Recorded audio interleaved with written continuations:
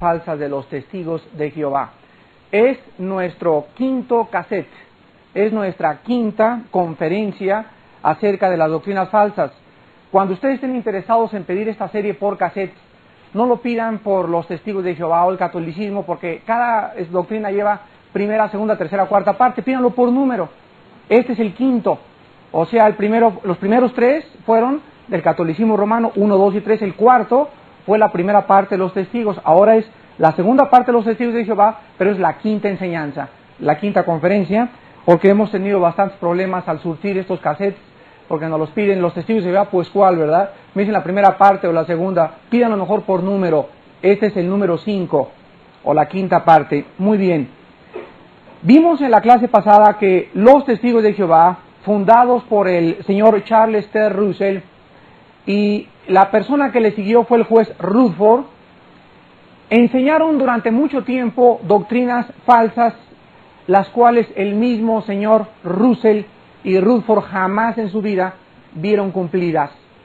Este simple hecho bastaría para que cualquier persona que ha abrazado o seguido a esta secta pudiera abrir sus ojos y darse cuenta que si sus fundadores de esta secta fueron falsos profetas y que ellos mintieron en cuanto a las cosas que iban a suceder, creo que les bastaría a estas personas para no seguir uniéndose o adhiriéndose a esta secta falsa.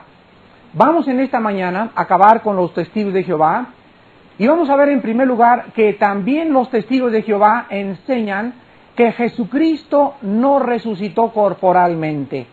Repito, esta secta llamada los testigos de Jehová enseñan que su cuerpo fue disuelto en gases.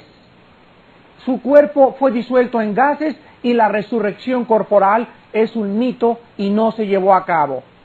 Sin embargo, vamos a ver qué dice la Biblia en Lucas capítulo 24 respecto a si Cristo era espíritu o gases o realmente Jesucristo había resucitado con un cuerpo glorificado y perfecto. En el Evangelio de San Lucas, capítulo 24, versículos del 36 al 41, leemos estas palabras. Mientras ellos aún hablaban de estas cosas, Jesús se puso en medio de ellos y les dijo, paz a vosotros. Entonces, espantados y atemorizados, pensaban que veían espíritu. Pero él les dijo, ¿por qué estáis turbados? ¿Y por qué vienen a vuestro corazón estos pensamientos? Miren mis manos y mis pies, que yo mismo soy. Yo mismo soy. Palpad y ved, porque un espíritu no tiene carne ni huesos, como veis que yo tengo. Y diciendo esto, les mostró las manos y los pies, y como todavía ellos, de gozo, no lo creían y estaban maravillados, les dijo, ¿tenéis aquí algo de comer? Entonces le dieron parte de un pez asado y un panal de miel, y él lo tomó y comió delante de ellos. Aquí vemos que cuando Jesucristo resucita de entre los muertos y atraviesa la pared de los discípulos, era natural que los discípulos, al ver que alguien atravesaba una pared o una puerta, era un espíritu. Ellos pensaban, esto es un espíritu. Ninguna persona con un cuerpo físico puede atravesar una pared. Y Jesucristo, conociendo sus pensamientos y dándose cuenta que ellos no habían comprendido que era necesario que el Hijo del Hombre fuera crucificado y sepultado y levantado a los 3 días, él tuvo que acercarse a ellos y les dijo, quiero que se acerquen a mí.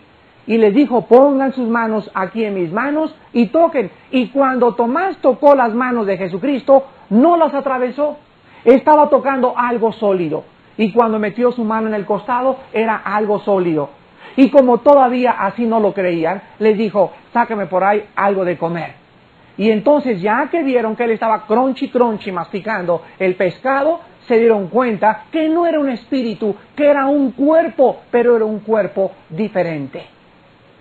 Este cuerpo de Jesucristo cuando Él resucitó, es el mismo cuerpo que se nos va a entregar a nosotros. Dice en Filipenses 3, 20 y 21, que nuestra ciudadanía no está aquí abajo, sino en los cielos.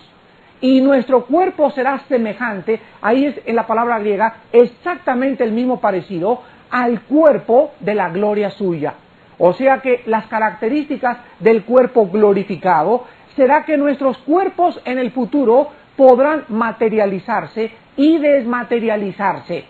Esta es la principal característica del cuerpo de Jesucristo y será nuestro cuerpo también. Podremos atravesar paredes porque la composición molecular de las paredes no impedirá que nuestros cuerpos puedan penetrar por esas moléculas tan unidas y poder atravesar una pared. Acuérdense que hay cuerpos para vivir en la tierra, hay cuerpos de las aves para vivir en el cielo y hay cuerpos de los pescados para vivir también debajo del agua. Pues en 1 Corintios 15 la Biblia enseña que también hay cuerpos celestiales. Y si Dios nos ha hecho un cuerpo para adaptarnos a la atmósfera y al oxígeno y caminar sobre la tierra y las falanges de las manos tan maravillosas, que es la herramienta más preciosa que existe, pues Dios cómo no podrá también hacer un cuerpo diferente para vivir en el espacio. Vean ustedes ahora 1 Corintios 15 y vamos a ver que la resurrección de Cristo, continuamos probando a los testigos de Jehová que no fue en gases. Cristo traía un cuerpo de carne y hueso, con la única diferencia que podía materializarse, repito, y desmaterializarse.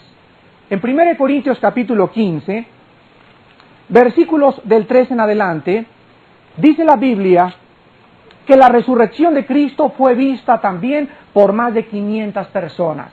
Y dice así la Biblia: porque primeramente les he enseñado, escribe Pablo, lo que asimismo recibí, que Cristo murió por nuestros pecados conforme a las Escrituras, y que fue sepultado y que resucitó al tercer día conforme a las Escrituras, y que apareció a Cefas, y después a los 12. Después apareció a más de 500 hermanos a la vez, de los cuales muchos viven aún y otros ya duermen. Después apareció a Jacobo, después a todos los apóstoles, y al último de todos, como a un pequeño abortivo, me apareció a mí, porque yo soy el más pequeño de los apóstoles, que no soy digno de ser llamado apóstol, porque perseguí a la iglesia de Dios. Vemos en segundo lugar, señores testigos de Jehová, que la Biblia nos enseña que la aparición de Jesucristo no fue en gases, porque si hubiera sido en gases no lo hubieran podido ver. A más de 500 personas Jesucristo se les apareció. El primer día de la resurrección, una mujer se acercó a la tumba y se encontró a Jesús y corrió rápidamente y lo quiso abrazar. ¿Se acuerdan ustedes lo que Cristo le dijo?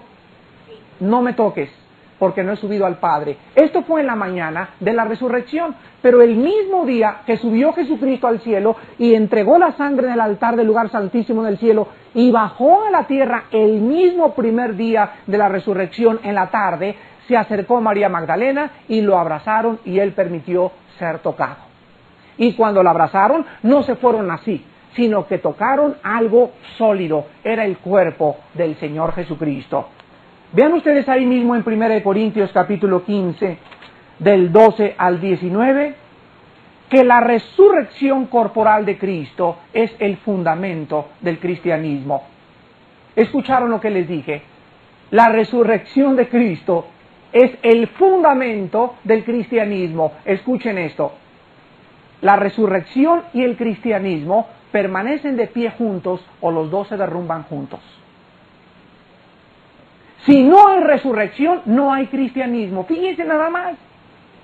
Por eso Satanás tiene que atacar la doctrina más fuerte de todo el cristianismo, la resurrección de los muertos. Porque si Cristo no resucitó, comamos, bebamos, arrastremos la cobija, que mañana moriremos. ¿Para qué somos buenos? ¿Para qué le soy fiel a mi esposa? ¿Para qué estoy predicando el Evangelio de Cristo? ¿Por qué mejor no me dedico a hacer dinero? ¿Por qué no me dedico mejor a saltar? ¿Por qué no puedo hacer tantas cosas? Porque hay resurrección de muertos. Y escuchen lo que el apóstol escribió. Versículo 12, 1 Corintios 15. Porque si se predica de Cristo, que resucitó de los muertos, ¿cómo dicen algunos entre ustedes que no hay resurrección de muertos? Porque si no hay resurrección de muertos, tampoco Cristo resucitó. Y si Cristo no resucitó, vana es entonces nuestra predicación. Vana es también vuestra fe. Y somos hallados falsos testigos de Dios, porque hemos testificado de Dios que Él resucitó a Cristo, al cual no resucitó, si en verdad los muertos no resucitan. Pero si los muertos no resucitan, tampoco Cristo resucitó. Y si Cristo no resucitó, vuestra fe es vana. Aún estáis en vuestros pecados. ¿Sabían ustedes que todas las religiones del mundo están basadas en proposiciones filosóficas, menos 3 de ellas? Los budistas, los musulmanes y el cristianismo. Y de estas 3 religiones que no están basadas en proposiciones filosóficas, sino en personalidades, Buda murió y lo visitan millones de personas en su tumba. Mahoma murió y lo visitan millones de musulmanes y mahometanos. Pero la tumba de Cristo está vacía. De las religiones que se predican en el mundo y que dicen que sus fundadores fueron la verdad, la única que proclama tener la tumba de su fundador vacía es el cristianismo. Y no solamente la resurrección de Cristo es un hecho histórico, sino también es un hecho bíblico irrefutable, porque no podría haber vida después de la vida si Jesús no hubiera resucitado. Vemos a continuación el respecto o el contenido de la salvación desde la perspectiva de los testigos de Jehová. El juez Russell enseñaba que el rescate por Jesucristo no garantiza la vida eterna, sino que solo una segunda oportunidad le puede ser dada a todo hombre. O sea, Russell creía en la reencarnación. Y la reencarnación es una doctrina antibíblica. Porque dice Hebreos 9:27, está establecido a los hombres que mueran una sola vez y después el juicio. No hay 2 oportunidades, no vas a regresar en una rana, ni en un burro, ni en una mula, ni en un coyote a aullar en las noches, vas a regresar al juicio. Y cuando tú mueras, no hay absolutamente otra oportunidad. La doctrina de la reencarnación es una doctrina que tuvo su origen en las filosofías orientales, allá en la India y en el Asia. Y el juez Russell seguramente leía mucho acerca de los gurús y acerca de los tibetanos. Vamos también que Russell explicaba que Cristo solamente había expiado el pecado de Adán. Russell enseñó que Cristo solo expió el pecado de Adán y que nadie puede nacer de nuevo antes de haber resucitado de entre los muertos. Y en último lugar, Russell enseñaba que la salvación se encuentra al trabajar en esta vida haciendo buenas obras. Por eso, los testigos de Jehová es un ejército de personas que tocan por todos lados en las casas y te venden la revista de la Atalaya. Mi esposa me dijo que hace 4 días precisamente nos fueron a tocar a la casa. Y yo le he dicho a mi esposa que siempre que lleguen estas personas, tengamos nosotros compasión y caridad con ellos. No les vamos a cerrar la puerta en las narices. Si no estás preparado, mejor no les abras la puerta. Pero si conoces algo de las doctrinas y has estudiado los cassettes y has oído, invítalos a pasar a tu casa, ábreles la palabra y diles que les pides que te escuchen durante 10 o 15 minutos. Dales una taza de café y te tienen que oír porque le estás dando café o un refresco. Te oyen a fuerzas. Y mi esposa lo que les ha dicho es lo siguiente: ¿por qué en lugar de la Biblia traen el Atalaya?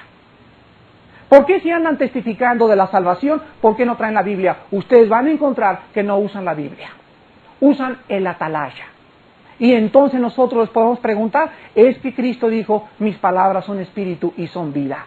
Ustedes deberían, si creen en Cristo, usar su palabra para testificar. Pero vemos que los testigos de Jehová andan tratando de ganarse el cielo. Por eso trabajan tan duro, por eso son tan persistentes, por eso son tan tercos, porque les han enseñado que la salvación es por las obras. Sin embargo, ¿qué dice la Biblia? Juan 5:24. ¿Qué dice la Biblia respecto a entrar al cielo portándose bien o teniendo buenas obras? o trabajando, o de que la resurrección de Cristo y su muerte no expió nuestros pecados. Juan 5:24 es el Señor Jesucristo el que está hablando. Y dice así: de cierto les digo, escuchen esto, el que oye mi palabra y cree al que me envió, tiene vida eterna. Y no vendrá condenación, mas ha pasado de muerte a vida. ¿Cuál es el requisito para tener vida eterna? Oír su palabra y creer el Evangelio de Jesús. Tiene vida eterna. Cuando me encuentro también a tantos amigos católicos tan sinceros y tan buenas amistades de nosotros, siempre los invito a mi casa y les digo, mira lo que dice Jesucristo. Tú puedes tener la seguridad de ir al cielo, porque Cristo dijo que tú tenías la vida eterna si tú creías y le entregabas tu corazón. Vean ustedes ahora Juan capítulo 3. Ahí mismo regresamos 2 páginas al capítulo 3 y vemos el versículo 14 y 16. 14 al 16. Y como Moisés levantó la serpiente en el desierto, así es necesario que el Hijo del Hombre sea, ¿qué cosa? ¿De qué estaba hablando Jesús? De cuando Él muriera en la cruz del Calvario. Y escuchen lo que pasaría. Para que todo aquel, no Adán nada más, para que todo aquel que en Él cree, no se pierda, mas tenga vida eterna. Porque de tal manera amó Dios al mundo, que ha dado a su Hijo unigénito, para que solamente Adán, así dice, no, dice, para que todo aquel que en Él crea. Es una invitación a blancos, amarillos, negros, religiosos, protestantes, todo aquel que en Él crea, no se pierda, mas tenga la vida eterna. Vean ustedes ahora el capítulo 3 de San Juan ahí mismo, versículos del 3 al 6. Los testigos de Jehová, recordamos, enseñan que nadie puede nacer de nuevo antes de resucitar de entre los muertos. Sin embargo, en el capítulo 3, versículos del 3 al 6, Cristo dice, respondiendo Jesús le dijo, de cierto te digo, que el que no naciere de nuevo, aunque tenga al Papa en su casa, aunque tenga religión, aunque sea protestante, aunque vaya al Hotel Cristal los domingos, aunque diga que tiene el don de cantar, aunque diga que reparte folletos, diga lo que diga, tienes que nacer de nuevo. Y si no naces de nuevo, aunque seas católico y protestante y evangélico y te portes bien y te vayas de monja o de sacerdote, no entras al reino de Dios. Nicodemo le dijo, ¿cómo puede un hombre nacer de nuevo? Siendo viejo. ¿Ven? ¿Qué pensaba Nicodemo? En la reencarnación. En la reencarnación. Y le dice, ¿puede acaso entrar por segunda vez en el vientre de su madre y nacer? Esto es la reencarnación. Y entonces Cristo le dice, de cierto te digo, que el que no naciere de agua y del Espíritu no puede, Nicodemo, no puede entrar en el reino de Dios. Hay 2 cosas para nacer de nuevo. Uno es el agua, no es el bautismo. Efesios 5 y Tito 3 nos enseñan que el agua es la palabra. La fe es por el oír, y el oír por la palabra de Dios. Primera de Pedro 1:23, habiendo sido renacidos por la palabra de Dios, que vive y permanece para siempre. Entonces, cuando Cristo dijo que su palabra es de espíritu y es vida, nadie puede convertirse sin oír la predicación de la palabra de Dios. Por eso cuando ustedes les testifiquen a la gente, no le digas Dios es lindo, Dios hizo esto, Dios hizo aquello. Es la palabra la que contiene el espíritu y la vida de Dios. Y una vez de que la palabra es aplicada, viene el segundo agente en el nuevo nacimiento, que es el Espíritu Santo. Jesús dijo entonces que los 2 agentes que producían el nuevo nacimiento eran el agua y la palabra. ¿Qué produjo mi nacimiento? Físico. 2 agentes, el esperma de mi padre y el óvulo de mi madre. Y cuando se juntaron vino la ovulación y produjeron un ser. ¿Qué produce la luz? Dos filamentos, positivo y negativo, que al cerrarse el circuito se produce la luz. ¿Qué produce el nuevo nacimiento? Hay dos agentes, la palabra y el Espíritu Santo, y si los dos no están presentes, no has nacido de nuevo.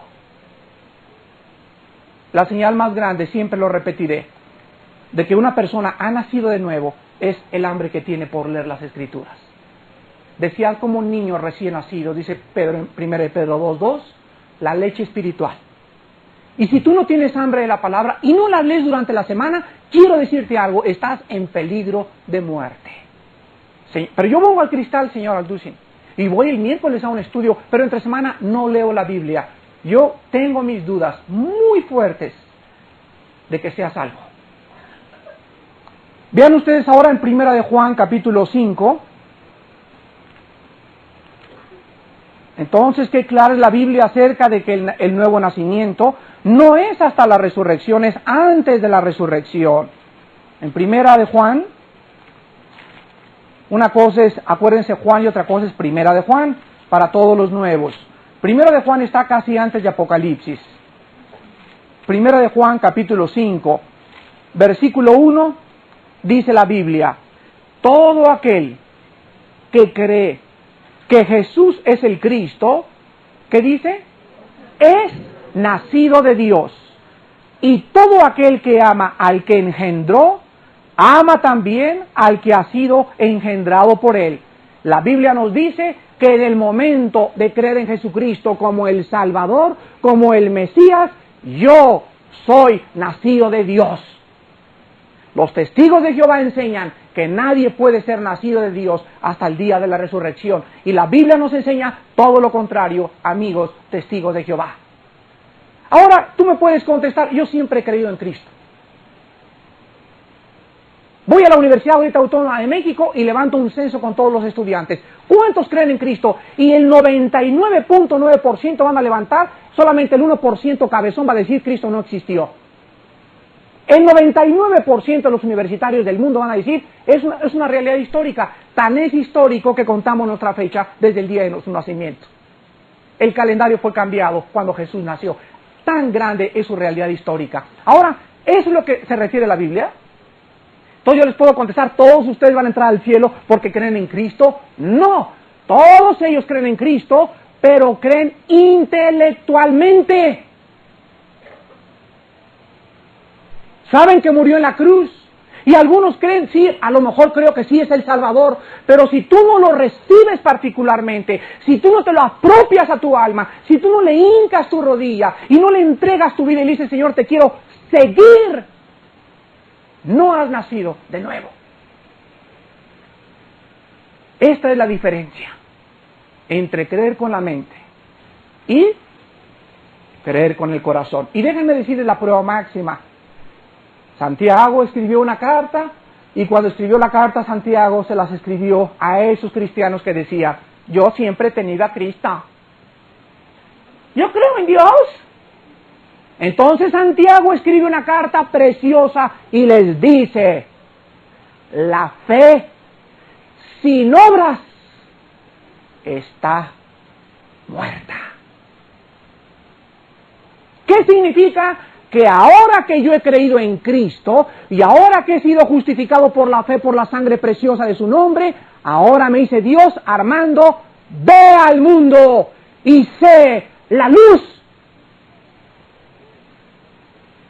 Eres la sal.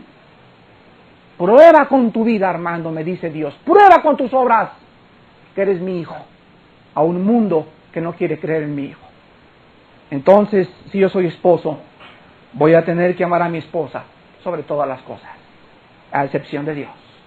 Si yo soy esposa y digo que soy cristiana, me voy a tener que sujetar por motivo de mi conciencia y de mi nuevo nacimiento, porque aunque yo diga y soy esposa, que creo en Jesucristo y soy una rebelde con mi esposa, no he nacido de nuevo.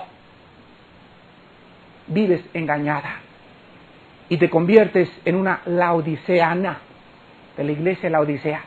Tú dices, le dice Cristo, no tengo necesidad de nada, pues hago lo mejor que puedo, voy a esas reuniones, pero no sabes, le dice Dios, no sabes que tu condición es de una pobre desventurada, miserable, ciega y manca pecadora delante de mis ojos. Hermanos, ¿podrá la fe salvar a alguien sin las obras? No significa que la salvación es por las obras, pero significa que si no hay buenas obras, estamos dando testimonio que no somos salvos. ¿Entienden a Santiago? Él no está diciendo que las obras nos salvan, primero es la fe y después las buenas obras, porque si no hay buenas obras, estamos dando un testimonio de que no somos salvos. Pues los testigos de Jehová, los católicos, los mormones, los adventistas, los espiritistas, los mahometanos, los musulmanes, todas las religiones, sin excepción, enseñan que la salvación es portándote bien. Y la Biblia dice todo lo contrario. Efesios capítulo 2. Primero es la salvación, pero desde luego que las buenas obras le tienen que seguir.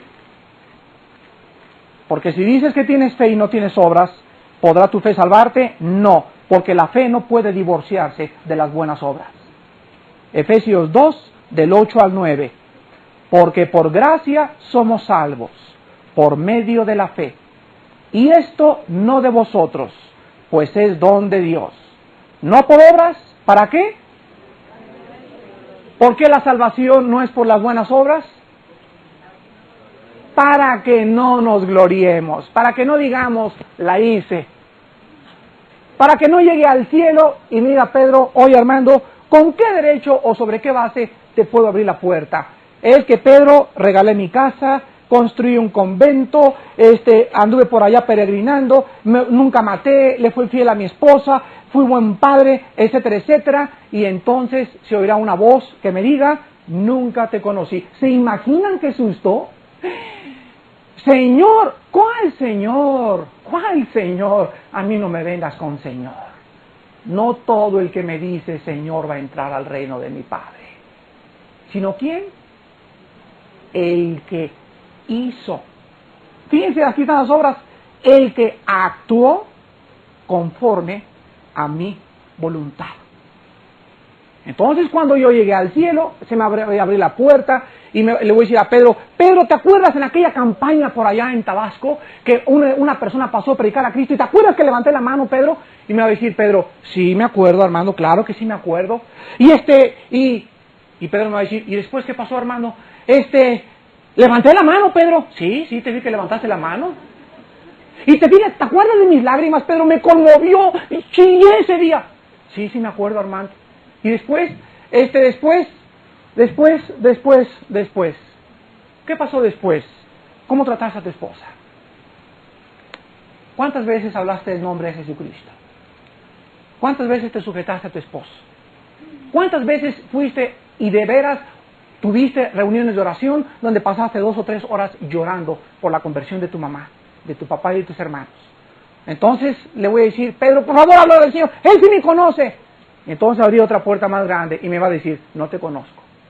No todo el que me dice Señor va a entrar al reino de mi Padre. Hermanos, si cualquiera en esta congregación, en esta mañana, hay alguno que ha recibido a Cristo y su vida dista mucho o está muy lejos del patrón o de la norma de Cristo, o estás bien lejos de tomar otra actitud, o no han comenzado a cambiar tus pensamientos y tus acciones hacia tu esposo, hacia tu esposa, hacia tu prójimo, yo creo y tengo la seguridad de que no conoces al Señor Jesucristo como tu Salvador.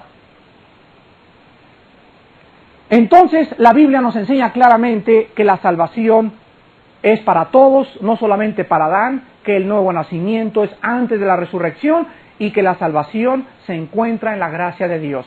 Y después de recibir la salvación, yo tengo que demostrar al mundo que me rodea que yo soy hijo de Dios por la vida espiritual y la vida entregada y la persecución y las aflicciones que todo hijo de Dios tiene que pasar por causa del nombre de Jesús. Enseguida los testigos de Jehová enseñan también la inmortalidad. Ellos dicen que cuando el hombre se muere, el alma deja de existir hasta el día de la resurrección. Escuchen lo que les estoy diciendo. Los testigos de Jehová enseñan que cuando una persona se muere, te quedas dormido. Y entonces hay un espacio entre tu sueño y hasta el día de la resurrección. Si la resurrección es en 50 años, te pasaste 50 años soñando. Se llama el estado intermedio de las almas.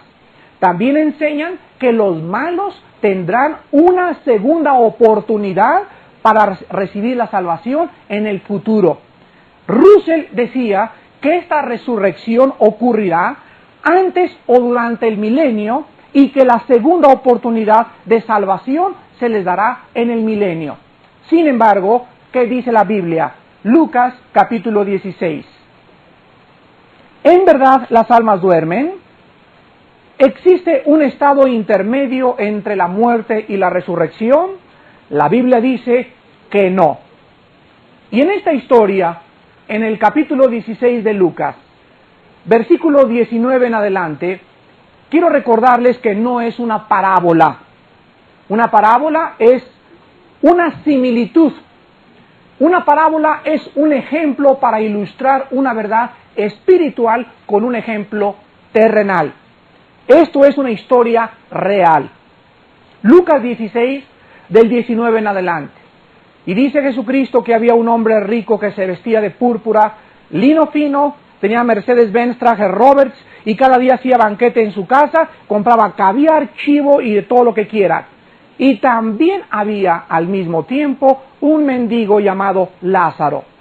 Estaba echado a la puerta de aquel, lleno de llagas, y ansiaba saciarse de las migajas que caían de la mesa del rico, y aún los perros venían y le lamían las llagas. Aconteció que murió el mendigo, y fue llevado por los ángeles al seno de Abraham. Y murió también el rico, y fue sepultado. Y en el Hades alzó sus ojos, estando en tormentos, y vio de lejos a Abraham y a Lázaro en su seno. Entonces él, dando voces, dijo: coge la punta de su dedo en agua y refresque mi lengua, porque estoy atormentado en esta llama. Pero Abraham le dijo: hijo, acuérdate que recibiste tus bienes en tu vida, y Lázaro también males, pero ahora éste es consolado aquí y tú atormentado. Además de todo esto, una gran sima está puesta entre nosotros y ustedes, de manera que los que quisieren pasar de aquí a vosotros no pueden, ni de pasar de allá para acá. Entonces le dijo: te ruego pues, padre, que le envíes a la casa de mi padre, porque tengo 5 hermanitos cabezones, para que les testifique, a fin de que no vengan ellos también a este lugar de tormento. ¡Qué historia más preciosa! Aquí tenemos el clásico hombre que decimos cuando yo era ateo, yo decía: oh Dios, ¿por qué si eres un Dios justo, permites esos limosneros y esos niños sin cabeza y los niños en Etiopía? ¿Y por qué permites? Mira, Señor, esos son malos. Mires en su penthouse con 3 mujeres dentro de su penthouse y las risas, parece la mamá de Drácula como se ríe. Mírala cómo está riéndose y no le pasa nada. Mi conclusión: Dios es injusto. ¿No es verdad? Pero cuando venimos a la Biblia, nosotros encontramos lo siguiente: que aquí en la vida nos parece que los que triunfan y los que se divierten, ¿quiénes son? Los malos. Pero dice la Biblia: aconteció que llegó el día de las cuentas. Y en ese día entonces aquel que estaba, la mamá de Drácula, que estaba riéndose como llena allá arriba en su penthouse, lleno de licor y de marihuana y con galanes y con mujeres y todo, aconteció que uno estaba abajo y el otro estaba arriba. Las circunstancias cambiaron, la balanza cambió de su lugar y se mostró en ese instante la justicia de Dios. Y entonces dice la Biblia en el versículo 23 que estando en el Hades alzó sus ojos. ¿Qué significa esto? Que van a tener vista. No están durmiendo. Vista en el infierno. En segundo lugar, dice el versículo 24, y dando voces tendrán voz. Van a poder hablar. Están viendo con sus ojos.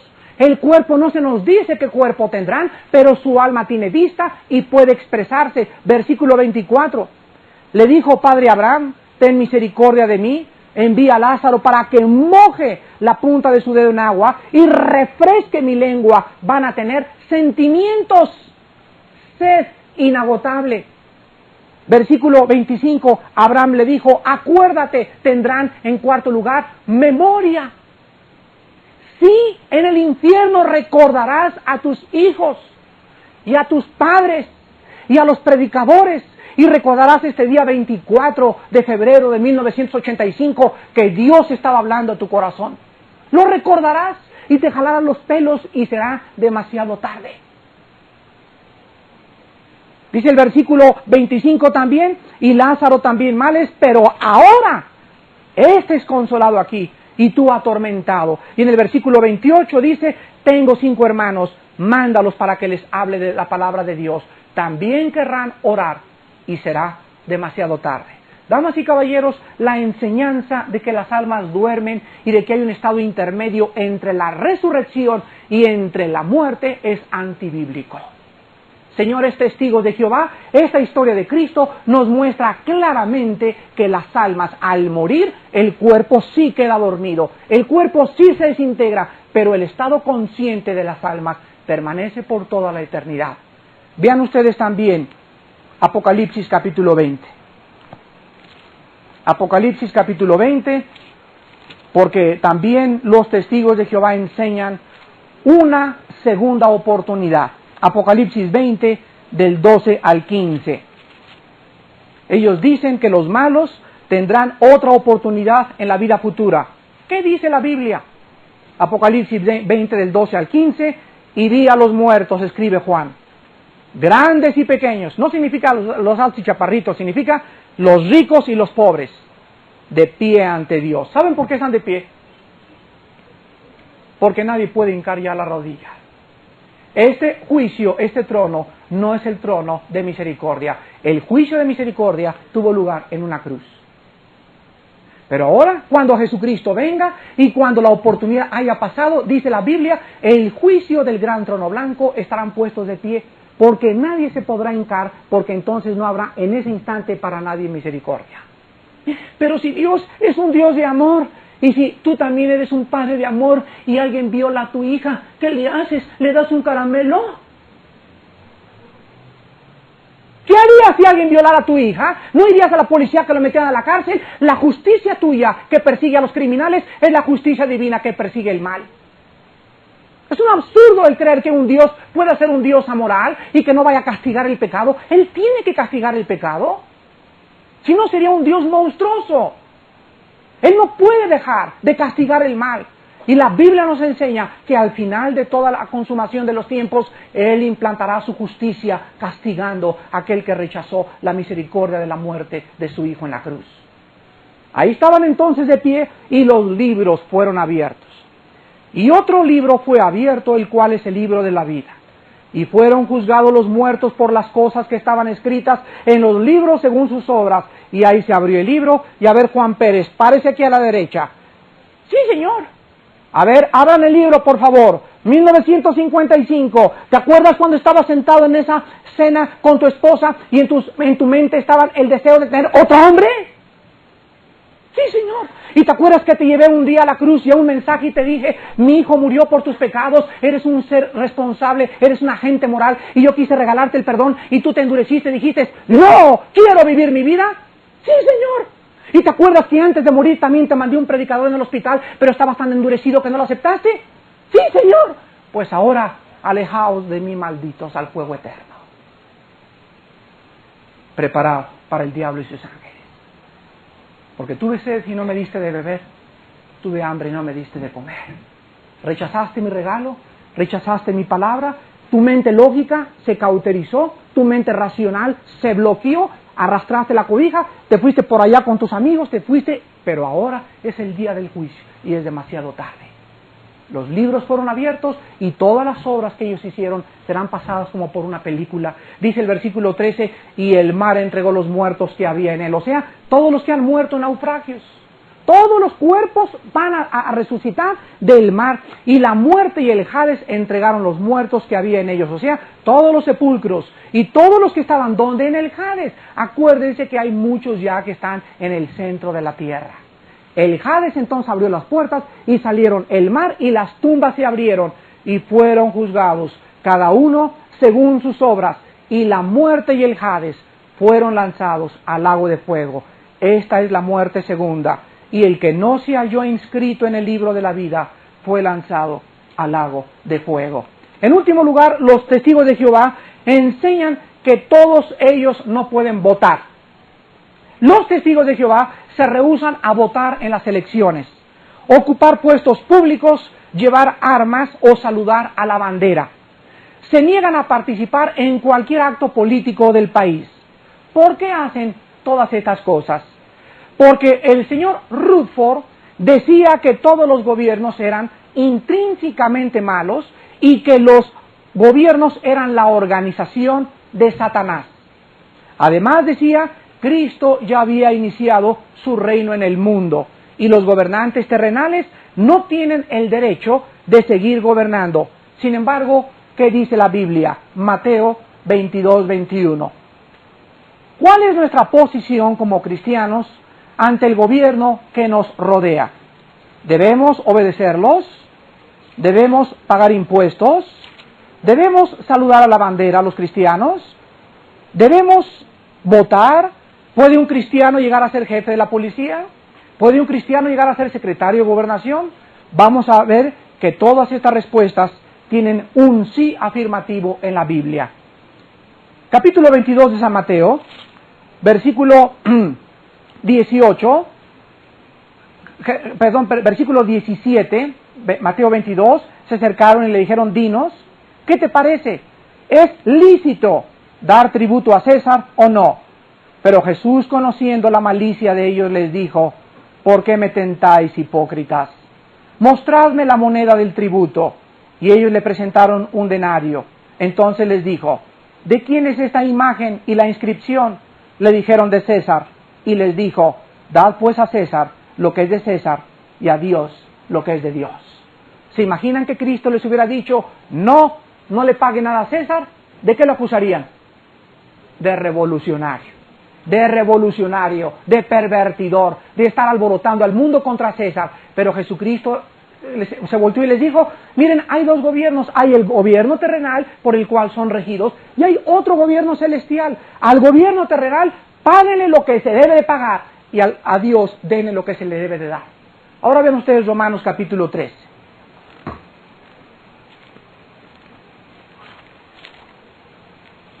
Romanos capítulo 13, versículos del 1 al 6, dice la Biblia, ¿cómo comienza? Sométase toda persona a las autoridades superiores, porque no hay autoridad sino de parte de Dios, y las que hay por Dios han sido establecidas. De modo que quien se opone a la autoridad, a lo establecido por Dios resiste, y los que resisten acarrean condenación para sí mismos, porque los magistrados no están para infundir temor al que hace el bien, sino al malo. ¿Quieres pues no temer la autoridad? Haz lo bueno y tendrás alabanza de ella, porque es servidor de Dios para tu bien. Pero si haces lo malo, teme, pues es servidor de Dios, vengador para castigar al que hace lo malo, por lo cual es necesario estarle sujetos, no solamente por razón del castigo, sino también por causa de la conciencia, pues por esto, ¿qué cosa? Pagáis también los tributos, porque son servidores de Dios que atienden continuamente a esto mismo. Pagad a todos los que debéis, al que tributo, tributo, al que impuesto, impuesto, al que respeto, respeto, al que honra, honra. Y cuando levanta la bandera, señores testigos de Jehová, es el símbolo y el estandarte de mi patria, y esa patria merece mi respeto. Es México mi patria. Y un cristiano es la persona más patriota que puede existir. Porque nosotros nos debemos, y esa lealtad la merece la patria a la cual nosotros estamos sirviendo. Honra al que honra, respeto al que respeto. Vean ustedes ahora enseguida Tito capítulo 3. Está antes del libro de los Hebreos. Tito capítulo 3. Versículo 1. Recuérdales que se sujeten a los gobernantes y a las autoridades, que obedezcan y que estén dispuestos a toda buena obra. Ahora a la vuelta de Tito sigue Hebreos, y después Santiago, y después Primera de Pedro. Primera de Pedro capítulo 2, versículos 11 en adelante. Primera de Pedro 2, del 11 en adelante. Amados, yo les ruego como a peregrinos y extranjeros que os abstengáis de los deseos carnales que batallan contra el alma, manteniendo vuestra buena manera de vivir entre los gentiles, para que en lo que murmuran de vosotros como de malhechores, glorifiquen a Dios en el día de la visitación, al considerar vuestras buenas obras. Por causa del Señor, someteos a toda institución humana, ya sea al rey como a superior, ya a los gobernadores como por él enviados para castigo de los malhechores y alabanza de los que hacen bien, porque esta es la voluntad de Dios, que haciendo el bien hagáis callar la ignorancia de los hombres insensatos. Qué clara es la enseñanza de la Biblia acerca de nuestra sujeción al gobierno. Ahora escúchenme lo que les voy a decir.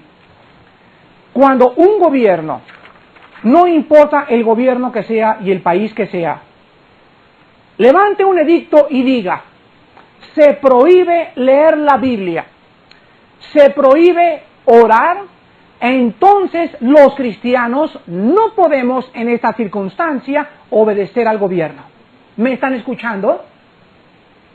Ahí entonces entra el conflicto que entró entre Pedro y Juan cuando los gobernantes les dijeron, cállense y no sigan predicando. Y Pedro les contestó, juzguen ustedes si es justo obedecer a Dios antes que a los hombres. Perdón, a los hombres antes que a Dios. Entonces cuando mi gobierno levante una estatua como una cabuzón y me digan, ¡hínquense ante la estatua! O cuando un señor diga, el presidente de la república, yo soy Dios, adóreme como los Césares, o como Hitler, entonces les digo, me niego a inclinarme, porque hay un Dios en el cielo y en la tierra, y un Hijo que es Jesucristo el Salvador. Pero mientras el gobierno no se meta con nuestras creencias, y mientras no nos obligue a adorar otro Dios que no sea Jesucristo, tenemos que estar sujetos. Y si llega la guerra, invaden los guatemaltecos a México, y entonces el gobierno nos da la orden y nos dice, ármense, y me mandan citar en la academia militar, y me dicen, Armando, aquí está un rifle, y tienes que pelear, pero yo soy cristiano, y Dios me dijo que no matarás, entonces yo le contesto, y les digo a esas personas, la Biblia no dice no matarás, la Biblia dice no cometerás homicidio en el original hebreo, y significa con premeditación, alevosía y ventaja. Cuando yo voy a la guerra y disparo un fusil y mato a una persona, a Dios no le interesa el que apretó el gatillo, a Dios le interesa el veneno que hizo que el gatillo fuera jalado. Lo que le importa a Dios es el odio. Si alguien está brincándose por mi casa y yo soy jefe de la policía y soy cristiano, tengo que tener un rifle en mi casa, tengo que tener una pistola, soy jefe de la policía, y alguien se brinca la barda y se mete al cuarto de mis hijas, yo agarro el rifle y ¡pum! Le vuelo la tapa de los sesos. Y en ese instante viene un reportero y ¡pum! Una fotografía, cristiano matando personas. Pero Dios ve, ¿por qué lo maté? Cristo dijo, cualquiera de vosotros que vea a una persona con odio y le diga, fatuo, es culpable del infierno de fuego. El asesinato no es jalar el gatillo, sino ¿por qué lo hiciste? Cualquiera de ustedes que vea a una mujer para codiciar en ella, en su corazón, es culpable de adulterio. Entiéndanlo, Jesucristo ve los motivos, no las acciones. Por eso, señores testigos de Jehová, el ir a la guerra no es pecado. Por eso el matar a una persona que está metiéndose en mi casa no es pecado. Lean ustedes el libro de Deuteronomio y encontrarán que Dios les dio a los judíos las ciudades de refugio. Y las ciudades de refugio eran unas ciudades donde alguna persona, por ejemplo, estaba golpeando un árbol con un hacha y se le zafaba el mango del hacha y por imprudencia mataba a otra persona, lo mandaban a la ciudad de refugio mientras se investigaba el caso. No lo podían matar a pedradas, porque había sido homicidio por imprudencia. Yo conozco cristianos que han matado imprudencialmente. Un joven hace 3 meses, discípulo mío, estaba por Insurgentes, llegaron con unos amigos, tenía 3 meses de convertido. ¿Qué lección le dio Dios? Agarró una pistola y como, a ver, préstemela la pistola. Ese es el problema de las armas. Comenzó a jugar con ella, se le salió un balazo, y ¿saben a quién mató? A un testigo de Jehová. A un testigo de Jehová mató, a un señor ya grande como de 50 años, pobre persona. y lo metieron a la cárcel y salió con unos remordimientos diciendo soy un asesino, y le dije no eres asesino porque fue por imprudencia. Y Dios lo sabe, Dios conoce tu corazón. Entonces cuando la Biblia dice no matarás significa cuidado con odiar, porque aunque no mates, el simple hecho de que tú odies te hace culpable del infierno de fuego. Quiero acabar diciéndoles a los testigos de Jehová, si los gobiernos son del diablo, señores testigos de Jehová, escúchenme bien lo que les voy a decir. ¿Por qué ustedes disfrutan de los múltiples servicios que les presta el gobierno? Ustedes usan las calles, la luz pública, los parques, el agua pública, las escuelas públicas, los hospitales, los beneficios municipales, y todos estos beneficios son organizados por el gobierno satánico al cual ustedes no quieren obedecer, pero ustedes lo siguen usando. ¿Qué hacen ustedes testigos de Jehová cuando se casan? Los jueces son puestos por Dios y ustedes dicen que todos son del diablo. Pues si es así, quiero decirles quién los casa a ustedes. ¿Por qué van entonces con un juez por lo civil? Si todos abandonáramos la lealtad de nuestra patria, damas y caballeros, ¿quién nos gobernaría? ¿Quién podría dirigir a la policía, a las fuerzas armadas? ¿Quién dictaría las órdenes y resolvería los problemas de cada comunidad humana? ¿Los testigos de Jehová? O posiblemente el señor Nor, su actual presidente, actuaría como virrey de la teocracia mundial, a pesar de todo lo que los ruselistas y testigos de Jehová atacan a los católicos, ellos mismos se les parecen en muchos aspectos. Señores testigos de Jehová, quiero acabar con esta última doctrina. Ustedes enseñan que solamente 144,000 personas se van a salvar. Las 144,000 que aparecen en Apocalipsis capítulo 7, del 4 al 8. Y quiero decirles a ustedes lo siguiente. Si solamente 144,000 se van a salvar, ¿por qué ustedes son más de 6 millones en el mundo? ¿Cuántos de entre ustedes, de los 5 millones que pertenecen y que forman su organización, se van a salvar? Ni ellos mismos saben lo que están diciendo, pero ellos dicen que ellos son los 144,000. Entonces, cuando te encuentres un testigo de Jehová, pregúntale, ¿eres tú de los que te vas a salvar o eres tú de los millones que se han convertido a tu secta y que no saben que tiene la salvación? Inclinemos el rostro.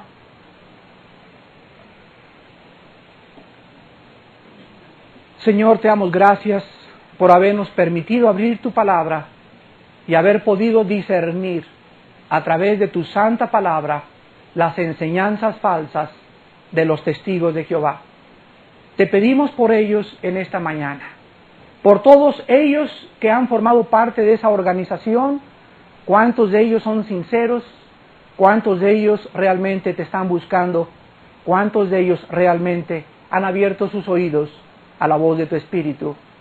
Te pedimos que nosotros tengamos caridad, sabiduría y compasión por todos ellos, que cuando los encontremos no los odiemos, sino que los miremos como almas espirituales que necesitan tu palabra, el agua de tu Espíritu y el aceite que solo tu Espíritu les puede dar para mostrarles y abrirles los ojos que Jesucristo es el Salvador y el Dios hecho carne. Te pedimos en esta mañana que cada uno de nosotros crezca en aquello que es la verdad, que es tu doctrina.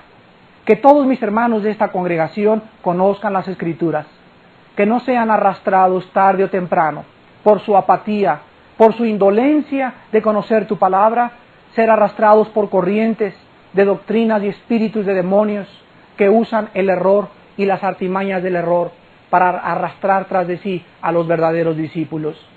Padre, enséñanos a crecer en la verdad y a estar unidos todos nosotros en amor, a poder vivir una vida santa e irreprensible en la santificación de tu Espíritu y que el mundo conozca que Jesucristo es el Salvador, que el mensaje está claramente explicado y que quien no se sujeta a este mensaje vive en rebeldía en contra de tu reino.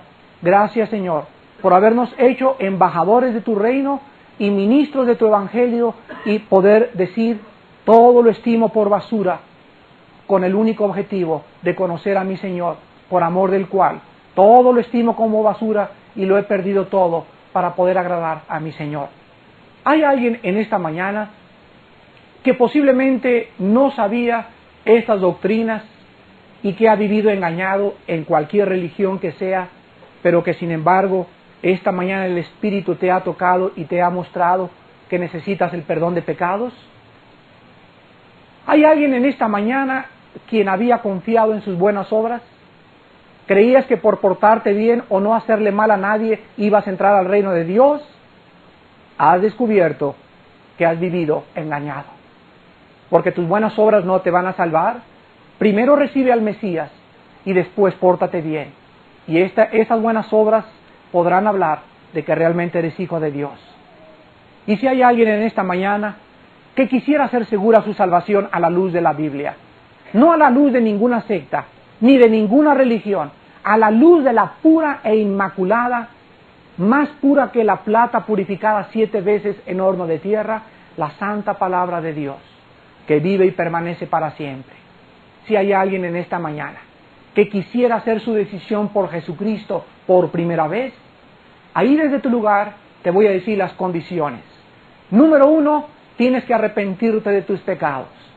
Sí, mi amigo, mientras tú no reconozcas que eres una pecadora, que eres una rebelde, que eres un pecador y un rebelde, no puedes entrar al reino de Dios. Número 2, tienes que creer en Cristo, no intelectualmente, sino con el corazón. Esto lo demostrarás siguiéndolo. Si tú le sigues y continúas siguiéndole, has creído con tu corazón que Él es el Cristo, tu Salvador. Y en tercer lugar, ábrele tu corazón. Y dile, Señor Jesucristo, quiero experimentar tu poder en mi vida. Cuando yo muera quiero tener la seguridad, porque tu palabra lo dice, que soy salvo y que el perdón de pecados tiene la base en tu muerte en el Calvario, por tu sangre preciosa que derramaste en el Calvario. Y si hay alguien en esta mañana que quisiera hacer esta oración, ahí desde su lugar te pido que lo hagas, hoy que tu corazón ha sido preparado por el Espíritu Santo.